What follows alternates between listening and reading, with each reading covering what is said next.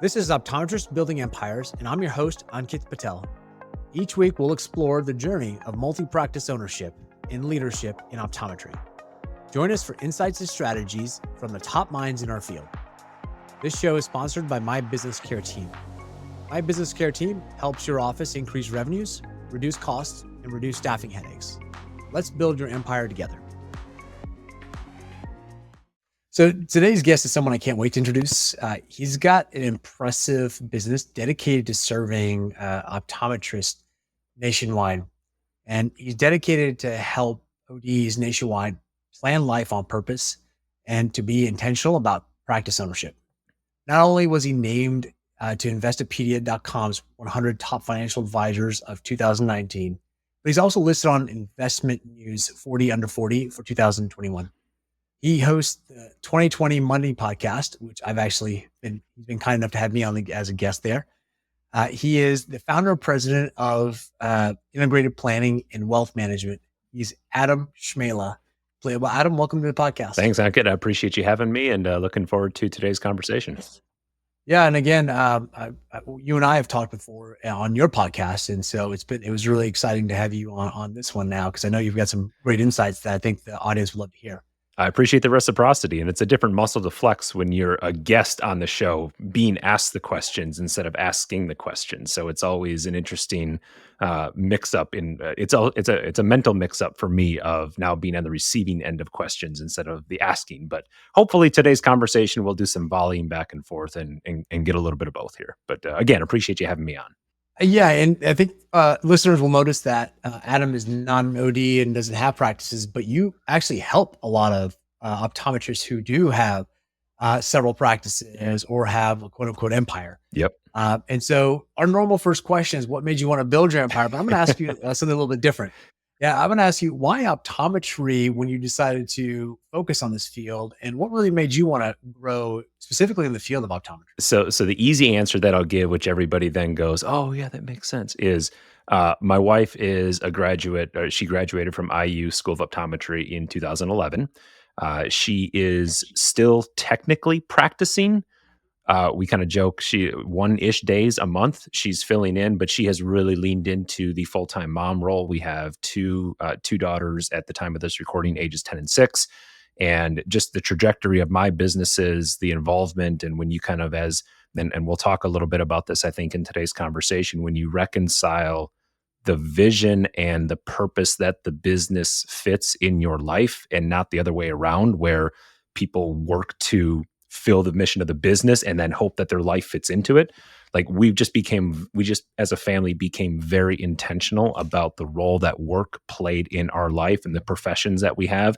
And then reconciling, for lack of a better word, the finite resource of time that we have on this in our days, weeks, months, and years, and where that time is best served and what we want to spend time doing. So yes, she is an optometrist, and that was my first introduction to the profession back in 2007 when she first started in optometry school, and we were at that time my girlfriend and just dating. But over those years, professionally and personally, I've really narrowed down into the optometry side of things because I think it is such a unique modality of medical practice. Because if for no other reason, optometrists have what no other modality has, which is the retail component to the business model. And inherent in that retail component and that differentiating factor is either a awesome opportunity or an incredible headwind. Sometimes it's both, and it just depends on which mindset and viewpoint an OD has when they look at the challenges and the challenges and the opportunities that present themselves with that. And so that was just kind of, I put all that together and realized I'm a third generation business owner myself. I've always, I joke with people that I've had all but 8 of my professional months as a post-college grad where someone other than myself was writing my paychecks. Like I'm just an entrepreneur and business owner by heart. And I've really leaned into this idea of helping ODs become intentional about business ownership and utilizing the business of optometry to live and plan life on purpose. Yeah, it's I love that too. It's funny because I have a similar story, right? My wife is an optometrist. I was like, oh yeah, I'll just fall into this field. Right? And just lean into it, or why not, right?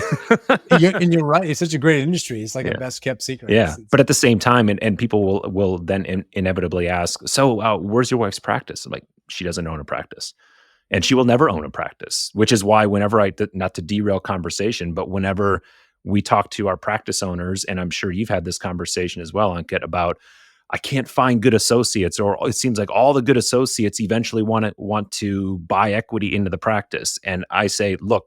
I know there are more ODs out there like my wife. My wife, yes, husband bias here slash husband brag.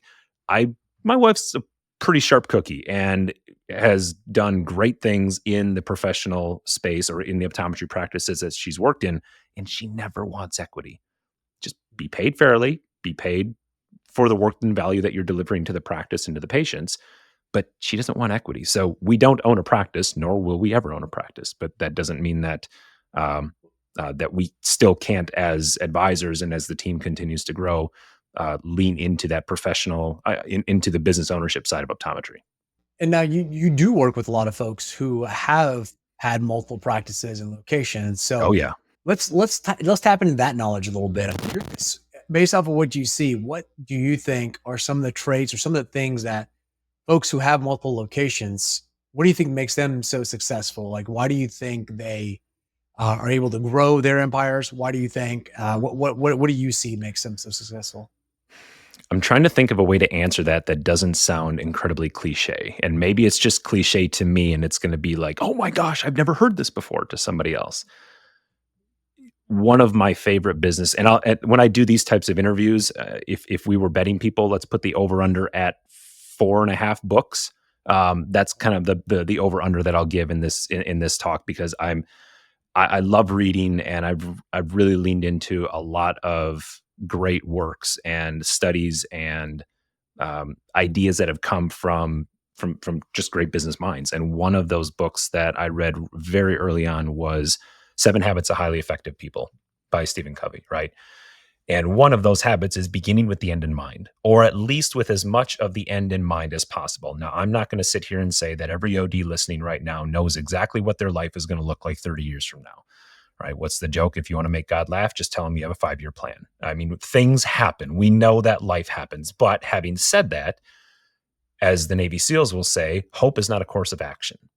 And I think it gets underrated how important it is to be intentional about the conversations you have with yourself, as well as, case in point, like my wife and I had, about what we're solving for personally as well, and figure out what the business needs to do in order to make that happen and what role I want to play in the business. We've had conversations with practice owners that have admittedly, like, there's one relationship where, and maybe he listens to the show, and again, you just don't know. Optometry is a big, small sandbox, right? So you're not Yeah. really sure how many people are listening and which shows they're cross pollinating on. But I had one conversation with one of the relationships that we serve, and the whole reason that he went to optometry school was to be able to build a business empire. And in my mind, I'm thinking, there are other businesses in which you could learn that don't require a 4-year medical degree to be able to learn and thus grow and scale. Like, open a dry cleaner or a laundromat, or like, my point is, individuals like that tend to be business owners that specialize in the profession of optometry. The other side of that are optometrists that just happen to own a practice. And it's that former camp that are very intentional about the idea, and their what kind of fills them up, what is their above the line activity is, I want to spend more of my time on the strategic side of the business and working on the business, and less time working in the business. Where people get themselves in trouble, and I'll pause on this thought, and curious to hear your thoughts on this. Where we find people get themselves in trouble is when they straddle both sides of the fence. Meaning, what they'll do is they'll say, well, I'm going to take a day of patient care away so that I can spend more time working on the practice. And the practice never grows. And I think every practice owner listening right now, if you were to do a time study and analyze what are your greatest revenue producing activities, your greatest RPAs in the practice? It's seeing patients. Like that's the greatest value in the business. Where that starts to be diminished is if you are intentionally taking time away from patient care to grow, dare I say, scale the practice in such a way that you are now taking away from the practice so that you can add 2, 3, 4 providers in place of what you as one provider were doing. Does that make sense? Yeah, and I think so. What I'm hearing is that the successful ones focus on working what you call and what the term is working on the business versus in the business. But even in that, I heard a little bit of a nuanced approach because sometimes people are like, "Well, I'll take a day off," but it sounded like there was an assumption of what that actually means, right? So if you're working on just like, hey, cleaning up your billing, and working on day-to-day operations, that's still working in the business. If you're going to work in the business, your highest rate of return is seeing patients. Correct. But to work on the business, it's how do you drive more patients in the door? How do you raise your average per patient per doctor? And how do you end up getting more patients or more doctor days available? Yeah. Those are the things that are really going to have the payoff scaling. Is that Yeah. accurate to say? I do. I have a CE session that I've done, and I've done it a number of years, so I'll have to revamp it a little bit because in my mind it's getting stale. But at the end of the day, you can boil the business of optometry or any business for that matter down to 3 variables, right? And let's just to democratize this in business speak, we'll call it number of widgets per day, the number of hours per day that you can produce said widgets, and the number of days per week, right? So to put that into OD speak, if you can see patients under 30 and you have 8 hours of patient care per day, right? That's 16 patients per day. And if you're working one full equivalent, that's 5 days per week that you're seeing patients. So you have the capacity to see 80 widgets in that week. If you have 2 full-time providers, that's 160 patients per week. A times B times C is the very, very, very basic yet important formulary to determine what the top line revenue of that practice is going to be. And once a practice owner understands that and understands the constraints or sometimes lack thereof of those variables, right? The constraint is the number of hours that the doctor slash owner themselves can do. There's only 168 hours in a week. How are you going to spend those? On the other side of that, well, if I add more providers, right, now I go from having 40 hours a week to now 80 hours a week. If I have 80, I can double that and go to 160 hours per week. So, but it starts by knowing how that formula works. Yeah, and so what I'm hearing is that the successful multi-owner practice folks, they have the end in mind. They spend time working on the business. Let's touch on it a little bit. Let's say someone wants to get there, they don't know how to approach it. So how do you recommend someone starts working on the end in mind first? Is there a certain particular approach? Like, kind of walk us through that a little bit. Let's say you're in your mid 30s as an OD, thinking about I have one practice now, may want to expand. I want to figure out what I want to do. Kind of walk us through some recommendations you have on how that person can expand, or they already have like maybe 2 locations, they want to go more. Like, talk about the end in mind. Could take this conversation in 2 directions. We could either talk about the quantitative side of things, or we could talk about the qualitative side of it. Um, or maybe we could do both. Where do you see folks have the biggest emotional sticking points? I would say, so like, what is it, the hesitation from planning? What is the first roadblock that folks would run into when they're first starting to look at a plan? What are some of the common roadblocks they hit when doing these Well, plans? the first step is going from 1 to 2 providers. I mean, one of the I mean, and if we're starting, granted, optometrists building empires, so it all starts somewhere. Usually that first step, that is a little bit of it's not if, it's just to what degree the hurdle is a mental and accounting hurdle to get over is hiring the first provider or the first additional provider, right? As the owner, you're one of the providers, obviously. So it's accounting for that math and then figuring out, all right, how much working capital do I need to have? One of the mistakes, or I shouldn't say mistakes, but misnomers and misconceptions about hiring the provider is an owner will get hung up on, okay, well, they're going to be doing $1 million and average going rate is 16 to 18% of comps. I mean, geez, I got to pay somebody 160 to 180,000 plus, right? The employer taxes and 401k match and health insurance. Yeah. So I'm 220 all in on this. How I can't afford that. That's insane. Is it? So the first thing that I'll say is, okay, well, are you writing that entire salary upfront day one? No, we amortize that out over the entirety of the year. So if you're paying somebody $180,000 a year and we're paying them, every on a twice a month basis, it's $7,500 every 2 weeks that I'm paying somebody, or excuse me, twice a month if you're doing 24 pay periods per month. So just in salary on the 180, that's $7,500. So my point is you start breaking this down into a pro forma to realize what is the quote unquote cost. Think of it as an investment, right? But I'm talking accounting wise, how to think of this as a cost, and then reverse engineer that into a profitability number, which will ultimately drive what the top line revenue of the practice needs to be in order to absorb that provider.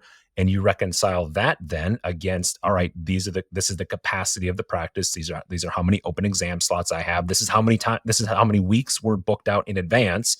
So now instead of punting people 3, 4, 5, 6 weeks down the road, and you all know if you're listening and you have people that are booked out more than 2 to 3 weeks in advance, it's not if, it's what percentage of those patients are going somewhere else. So we already know there's an opportunity cost for intentionally making that decision to not hire or delaying that hire. But then it just comes down to, as I don't mean to be cavalier about it, but doing the math. And you can do this on a cocktail napkin if you really wanted to. You can math this out, the basics of what it's going to take on to your point, revenue per patient, or maybe to democratize that a little bit more, on an average revenue per OD hour, depending on the different specialties, right? If you're doing retail and medical and you're doing some specialty dry eye, or um, like, again, this is where I'm getting myself clinically in trouble because I know enough to be dangerous. But my point is, the more services you have, the more you have to democratize OD revenue per OD hour. If all you're doing is comp exams, great, then just benchmark this to revenue per comprehensive exam. Does that make sense? Yeah, yeah, and I think, it's interesting 'cause, you're right, it could get really complex in terms of formulas, like, you could look at gross profit versus net, and there's all sorts of variables there, but, in the end, I think, to your point, the devil's in the details, and be okay with the details, right? Go get into the nitty-gritty. I think there's some general rules of thumb too, so, I don't know, I know from a high level perspective, typically, staff cost plus doctor cost plus COGS should be, well, ideally, in a perfect world, 60 to Yeah. 65-ish%. Maybe a little bit better than that, but worst case, 60-ish% Yep. around there. Now that way you can, no matter what business model you're having, it kind of encompasses most of that. But that's a good starting point. But then working to the details, how do you get there?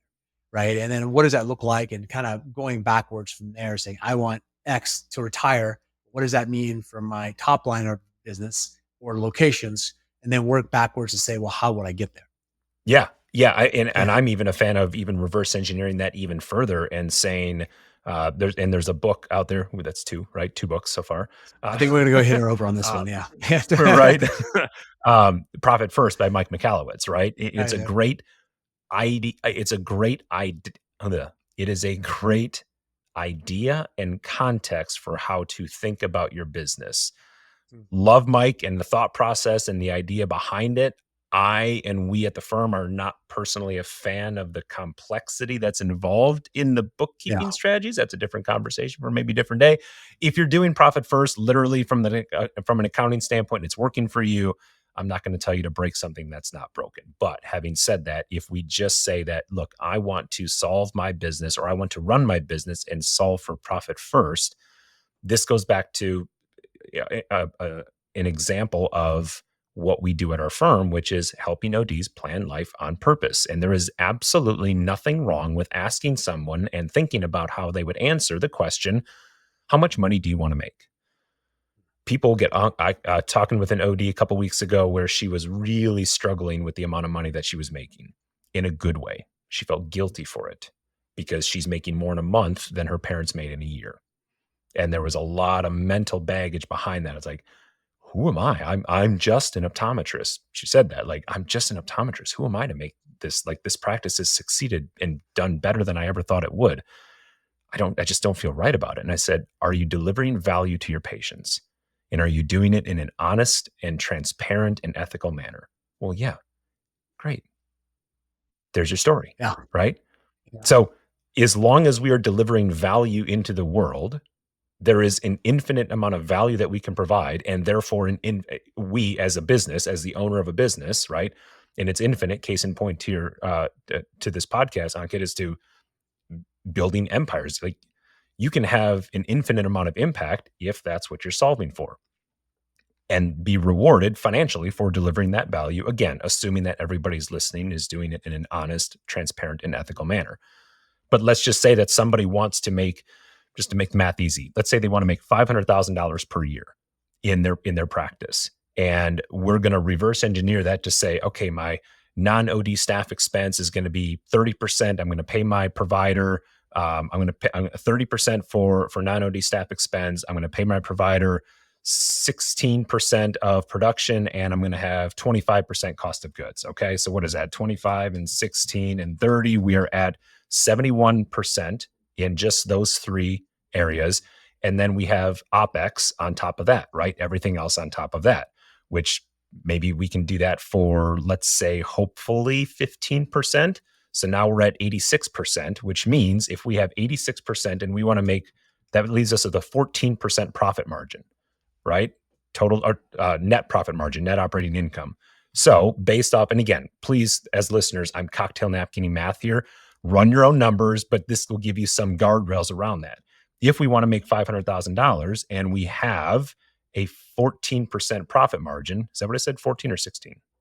14. So let's use 15. Okay, let's use 15 just to make the math easy. Okay, that means that I need to produce $3.3 million in my practice. That's what my top line revenue needs to be. And then it's my job as the owner to steward those dollars. We kind of use the analogy that a profit loss statement is like a game of Plinko. Every dollar that you drop in, every rung that it hits on the way down is an expense in the business. It's our job as the business owner to steward that accordingly so that we are left with the profit number that we are targeting, instead of, well, I hope it all works out. Right. So I go back to your whole point of having the plan, right? Yeah. Yep. So the most successful folks you see that have multiple practices, they have a plan. Let's talk about someone, let's say they're pretty successful already. They have maybe 2, 3 locations. They want to continue to grow beyond just, maybe like the 10 or more locations. What do you see there as some barriers? Because it seems like there's different levels of like skills required. What do you see with those folks who want to go beyond that? What is their challenges? What do you see as the main sticking points when they're at that size? It's a different skill set that's required to truly run a business than it is to be an owner operator in the business. And some of these, some examples of this are, I mean, once I had a friend of mine that said, once you get a company that's over roughly 15 to 20 people, a lot of your quote unquote problems become human problems. Yes, there's this phrase that I truly believe in, where you manage systems and you lead people. And to quote James Clear from Atomic Habits, there's 3. There's 3. We don't rise to our goals; we fall to the level of our systems. So we have to understand that as you continue to grow this company from 2 to 3 to 4 to 5 locations, there will be cracks in the foundation that you will inevitably start finding, and it's impossible. Maybe it's not. I haven't figured out a way to say it or to articulate it. It's impossible for me to tell you what those cracks in the foundation are going to be, because every single practice is different and every owner is different. But my point is, you will find areas of the business that will need your attention and your time to spot treat the carpet, as I like to say.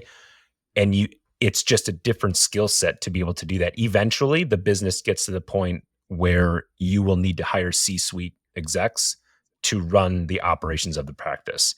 And guess where those come from? COOs and CEOs are not revenue producing activities. They're not ODs that are seeing patients. That is you as a business owner making the cognizant decision to allocate part of your profits to hire someone to fill that seat in a non-revenue producing but yet very important role in the organization. And then it's a matter of becoming very, very good at forecasting the business to determine what level of additional growth do you have to maintain in order to not only absorb the cost of that person, but then get a return on that investment down the road. Yeah. It's interesting because optometry it's a healthcare business, right? So it's pretty steady. Yeah. So whether COVID or down cycles, it stays pretty steady. I know that ODs don't necessarily want to hear that because they do feel it more. But I've been in other industries where it was not like this. It was a lot more A rough. lot more ups and downs, right? Yeah, a lot more ups and downs and layoffs and contractions and expansions. It's crazy. But I think that's one of the advantages. It's stable, relatively Yeah. stable. It's growing. Now, with that, it's interesting because part of what came to my mind was there's also when you get to that size where you have a C-suite, there's also that initial value or that value of the business can run without you, and Mhm. you have a stable business to sell, not a practice at that point. So there's a critical tipping point when you have enough scale that it has a management team, has a leadership team, which makes the business worth more if you Absolutely. do decide to sell it.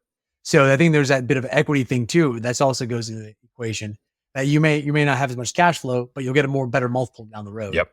potentially with that. So I'm sure that's you've worked with folks down that path. Yeah, Yeah. and we've worked through a couple Yeah. of exits that Yeah. that are working, or we've worked with a number of owners that have gone through some exits because that's exactly what they're solving for. We have a partnership on the East Coast right now where, like, we know that is exactly what they're solving for. And when you think about buying and growing or excuse me, when you think about growing a company, you have two options: buy or build. Are you going to buy future cash flow by finding other existing smaller practices and folding them under your name and then backfilling the ops? Hopefully, you have in your centralized billing, centralized calling and scheduling, centralized, EOB, all the things that go Yeah. into running the operation side of the practice. Can you start streamlining that? I mean, that's private equity's play in part. So again, it comes back to knowing what you are solving for and then figuring out what path you are going to take to do that. One of the ways, like I said, is the buy version. The other way is to build it and say that instead of writing a decent sized check for an existing practice, I'm going to use a smaller chunk and build it from the ground up and essentially build a bunch of cold starts. That's where there's a practice, a brand in Chicago that has grown. Gosh, I think they are coming up on 30 locations, and the majority of them have been quote unquote cold starts. They've had some acquisitions in that, but the majority of them have been essentially just doing a bunch of cold starts in the greater Chicagoland area. It's an example of one of my three successive questions that can be asked and used to solve almost every area of your life. What am I solving for? In service of what? And at the cost of what?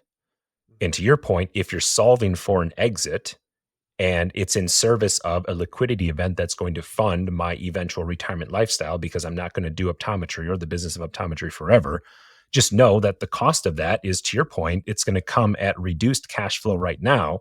But because, as Dan Sullivan in the book Self Managing Company, right, talks about, anytime we are selling a business, the value of that business is the predictability and transferability of future cash flow. And the more confidence that I, as a buyer, have in that company that I'm buying, being able to take that cash flow for myself now as a new owner, I will pay a higher multiple. I will pay premium dollars for a very, very confident, for very confident cash flow, as opposed to something that is beginning and ending with the owner, and there's no scalability, there's no transferability of ownership, there's no systems in place. The business essentially is the owner. In that aspect, there's a much higher degree of risk. Therefore, degree of risk is inversely proportional to the multiple that I'm going to pay. The higher the risk, the lower the multiple. And it's interesting because a lot of these folks that are coming in the industry, I guess I won't say their names, so I don't get in trouble. But you know who Yeah, they I do. are. Yeah. Like I said, big small sandbox, right? Yeah, yeah. Not your eye doctor, but the other guy. Yeah. But so they'll come in, they'll come in,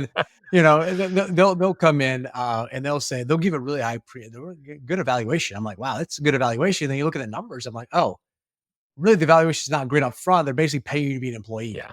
And they're kind of working the math out to where you're going to more than pay for yourself. And so it ends up being a great, I don't know their specific return on investment, but their return's pretty high relative to what they're paying actually because of how they structure the deal. And if the doctor can make it through the whole entire time to get that. So it's always interesting to see how it's almost like a shell game, and having someone financially literate enough to look at those numbers is always important too. Well, I had I don't know if something can go viral in the optometry space. I went as close to viral as you can have in the optometry space. 2 to 3 years ago, I wrote an article for Review of Optometric Business, and I did the math on that exact thing. I showed essentially that a seller was going to come out ahead if they didn't sell to PE, Right. kept the practice, harvested the cash flow over the 3-year earnout, and then sold to another OD at a lower multiple than what PE was offering up front. I'll Yeah. send that article to you if you want to put it in the show notes.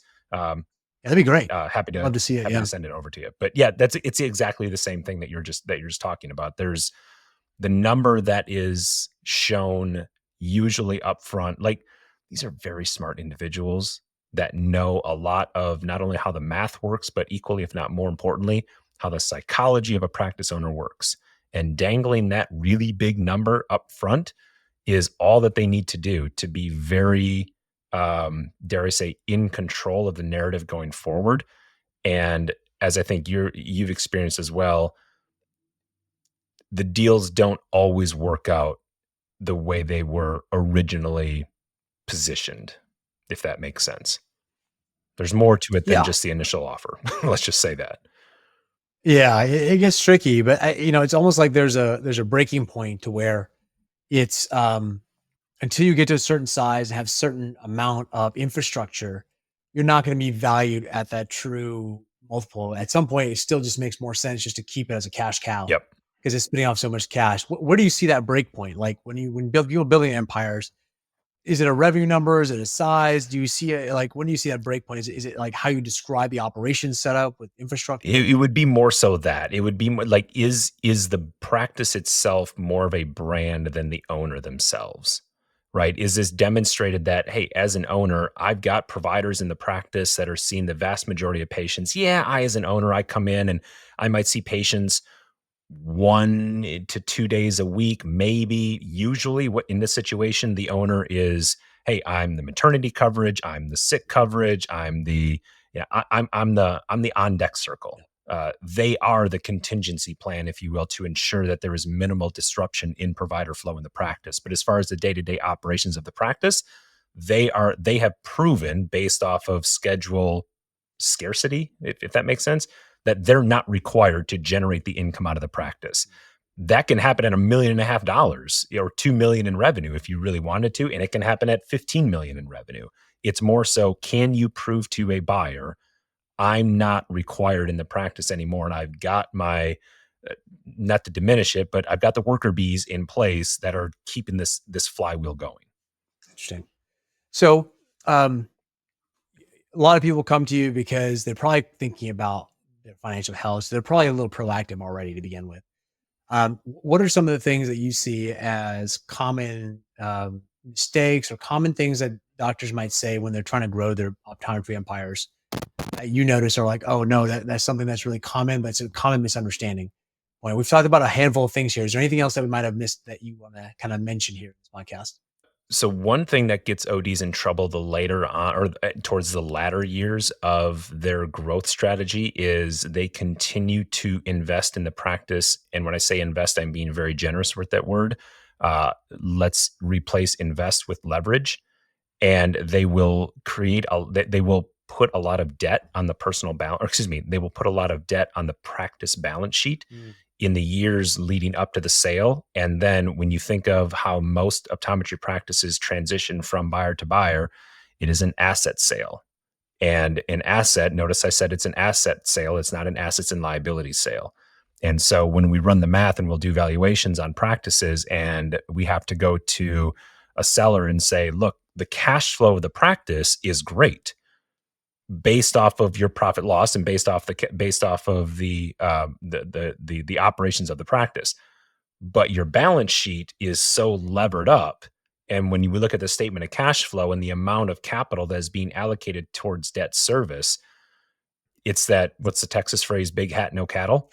Like, it looks really good operationally, but then the totality financial health of the practice, they wonder why they're just barely making it by on cash flow. And that translates into the value of the practice, or that translates into what they are going to end up with post sale, because the buyer of the practice is buying the assets of the business. They're not buying the liabilities. So as a seller, they're going to have a tax bill due on the sale of the practice, Yeah.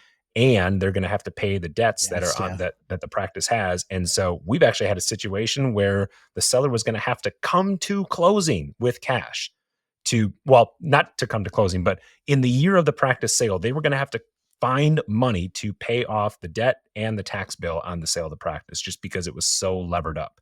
So again, begin with the end in mind and be cognizant of the decisions that you're taking in the years leading up to the sale, the 3 to 5 years leading up to the sale, and just be very wise about the investments slash debt that you might be taking on in the business. Ideally, minimize the amount of leverage that you're using, the amount of debt that you're using, and make sure that you have a practice that is very cash flow positive for yourself, because that's going to be so much more valuable to you after the sale. Because in that same vein, then practice owners will often overestimate what they think the practice is worth relative to what it actually gets.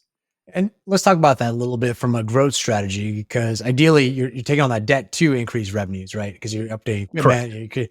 So talk a little bit about the timelines, percentage of total revenues, how much, what's a good rule of thumb, and how you want to manage that, how you want to leverage that up to maximize your revenues and your sale price, but not have it over leveraged at that point of sale. Like what's that look like? Yeah, I mean, I know that's a pretty broad stroke. yeah. I mean, it's and I'm trying to think of how to actually. We're recording this. What we have a couple weeks before the election here. Oh, I'll that's try not to true. Yeah. politic, which is where someone like a politician will say a lot, and then after they're done, you're like, what did they just say? Was there anything? Was there any there? Was there any substance there? So I'll try and actually make this response valuable and applicable.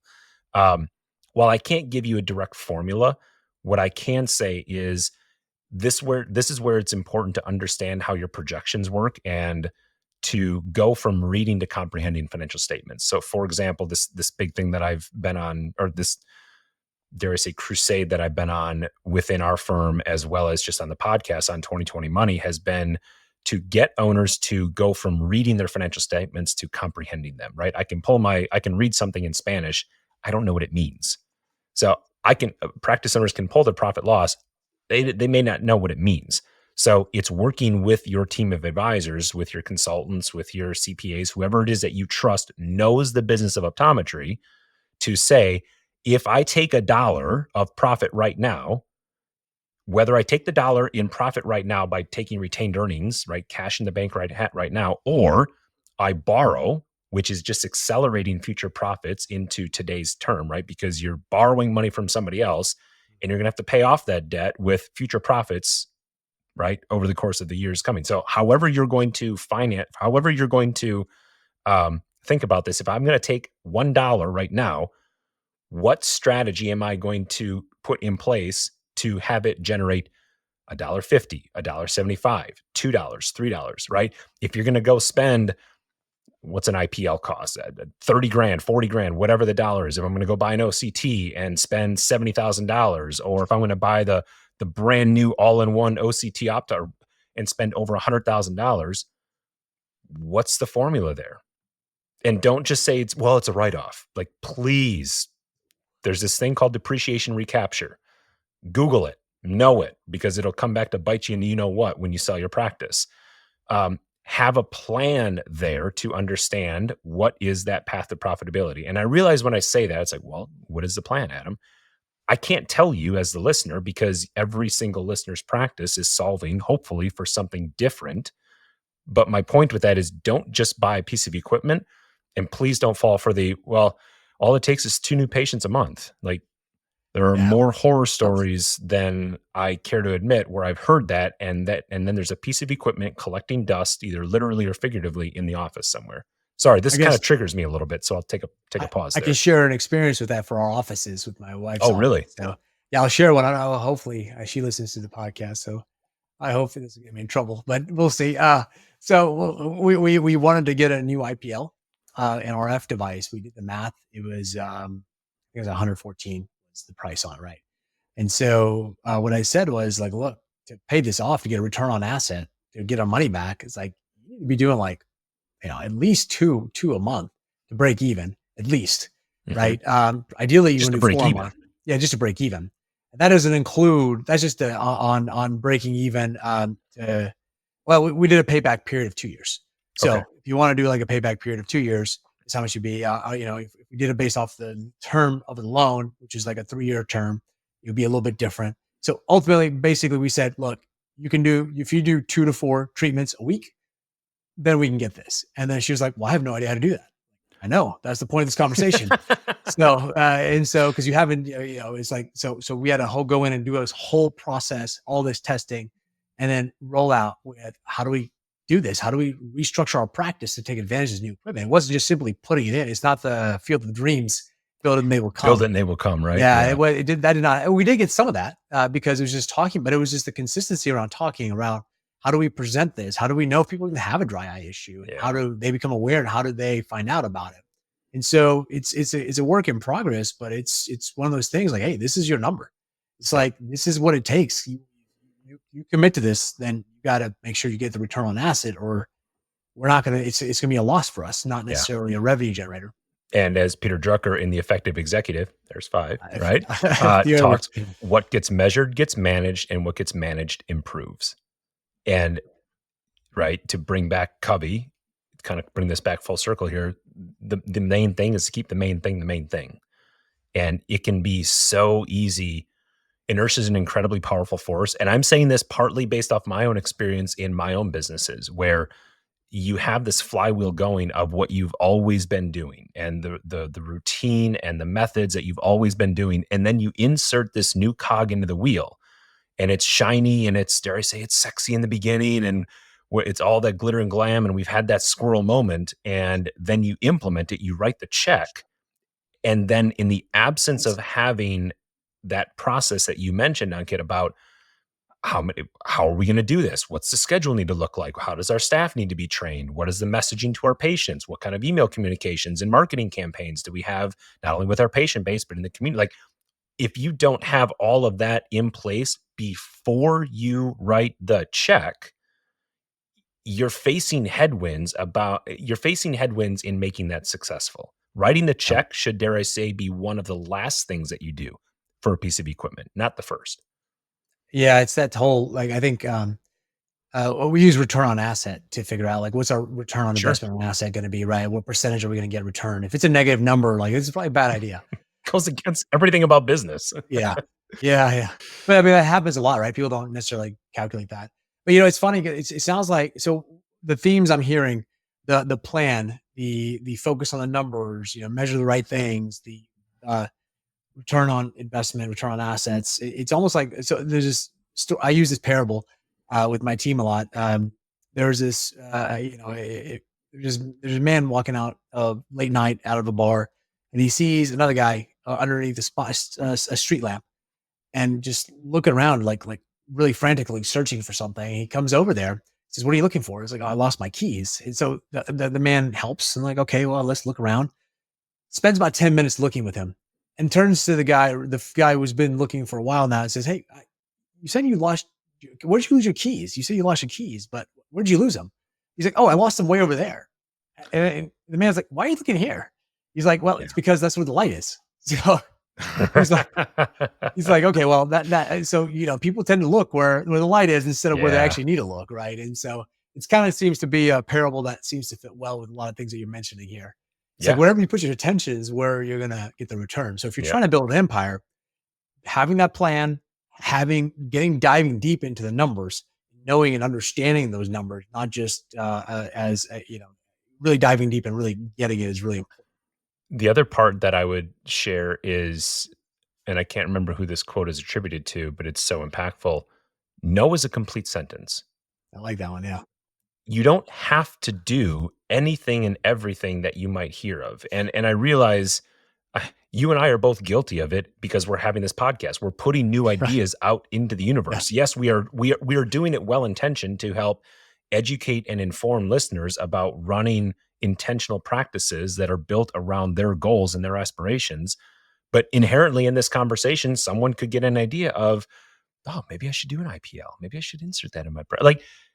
So there, there is that notion that we have that FOMO in business of, because we see it online or because we hear it at an expo or an optometry meeting or our local or state society meetings, that there's this FOMO feeling of, I got to do it all. And I got to do what the cool kids are doing right now. And just understand that no is a complete sentence. And sometimes, dare I say, even more powerful than a yes, because also understand that kind of the inverse of that, with every new thing that we say yes to in life, we also must take inventory of what we're going to say no to. Yep. Because every new yes doesn't get more hours, right? I said earlier in the conversation, we all only have 168 hours in a week to spend sleeping, family, work, fun, whatever that might be. And if you want to do this new growth initiative, and to your point, you want to do the math and figure out what the return on asset's going to be, that still needs to be figured into that equation. And you have to figure out where that currency is going to come from, because eventually you, as the business owner, will be tapped out on that. You will cap on the amount of time. And that's where Dan Sullivan, I'm going over 6, who, not how, right? Dan Sullivan and Dr. Benjamin Hardy. That's where, as a scaling entrepreneur, as a scaling practice owner, it's going to be ever more important for you to lean into the question, who do I need to empower or hire in my organization to make this happen, rather than how do I make this happen? Yeah, that's the tough one for a lot of folks is, having that self-awareness to be like, well, I need help. So Here's the goal. Here's my goal. My goal is to have the most impact that I can in optometry, working the least amount of hours. And I do that not because that's not an actual goal, where I'm trying to do it, but it's the mindset enforcing mechanism that I have to say, am I the best person to be doing this? Or is there somebody else that is better qualified and candidly enjoys doing it more than I do? It's not because I actually want to work less or do nothing. It's a forcing mechanism for me to only do what I am the best in the world at doing, or what I believe that I am the best in the world at doing. And then building a team and structure around me to do everything else likely better than I could do it anyway. That makes a lot of sense. Yeah. I appreciate that. So, Yeah. Adam, thank you. This has been great. We'll probably have to have you on for a deeper dive podcast if folks are interested in learning more about the numbers side, which I think they might.